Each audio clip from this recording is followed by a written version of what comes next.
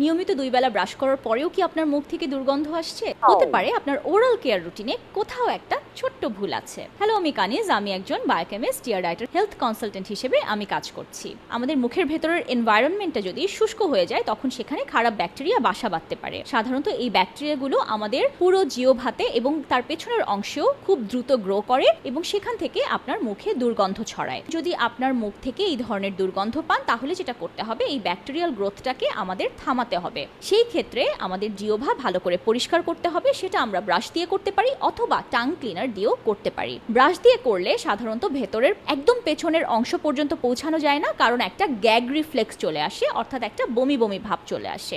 সেই ক্ষেত্রে tongue scraper আপনার জন্য একটা ভালো সমাধান হতে পারে। এছাড়া রিসার্চে অয়েল পুলিং নিয়েও কিছু ডেটা পাওয়া গেছে, যার কারণে ব্যাকটেরিয়াল গ্রোথ কম দেখতে পাওয়া যায়। অয়েল পুলিং কিভাবে করবেন সেটা নিয়ে ভিডিও আমার চ্যানেলে অলরেডি দেওয়া আছে, আপনারা দেখে আসতে পারেন। এছাড়া আপনি যদি অ্যালকোহল যুক্ত মাউথওয়াশ ইউজ করেন, সেখান থেকেও আপনার লং টার্ম মুখের দুর্গন্ধ নিয়ে সমস্যা আপনি ফেস করতে পারেন, কারণ অ্যালকোহল যুক্ত মাউথওয়াশ মুখের পরিবেশটাকে আরো অনেক বেশি শুষ্ক করে দেয়। এই কারণে টেম্পোরারিলি আপনি একটা রিলিফ পেলেও লং টার্মে টোটাল ওরাল এনভায়রনমেন্টটা নষ্ট হতে থাকে। কিছু কিছু খাবার আছে মুখের দুর্গন্ধ অথবা গায়ের দুর্গন্ধের জন্যও দায়ী, সেটা নিয়ে সামনে আবার কথা বলবো। এই কারণগুলো ছাড়াও ইন্টারনাল কোনো কারণও ব্যাড ব্রেথের জন্য দায়ী হতে পারে। আমরা ডিয়ার ডায়েটে এমন অনেক ক্লায়েন্ট পাই যাদের ওরাল কেয়ার রুটিন ঠিক থাকার পরেও তারা এই ধরনের সমস্যার সম্মুখীন হচ্ছেন। আমরা যেহেতু ডিয়ার ডায়েটে হরমোন সাইকেল এবং লাইফস্টাইল নিয়ে কাজ করি, তাই যে কোনো ধরনের হেলথ কনসালটেশনের জন্য আমাদের পেজে যোগাযোগ করতে পারেন। সামনে